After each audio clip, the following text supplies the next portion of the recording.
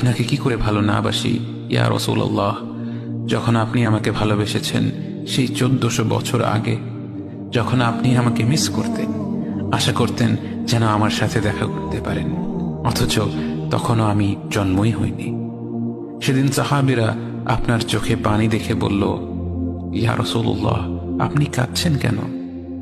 আপনি বললেন, আমার ভাইদের খুব দেখতে ইচ্ছে করছে। সাহাবীরা বললেন, আমরা কি আপনার ভাই নই ইয়া রাসূলুল্লাহ? আপনি বললেন, না, তোমরা আমার সাহাবী।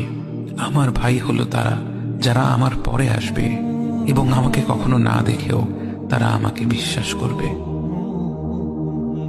মৃত্যুশয্যায় শুয়ে আপনার অন্তরে এই চিন্তা ছিল যে আমাদের পরিণতি কি হবে। উম্মতি উম্মতি বলতে বলতে আপনি আপনার রবের নিকট ফিরে গিয়েছেন।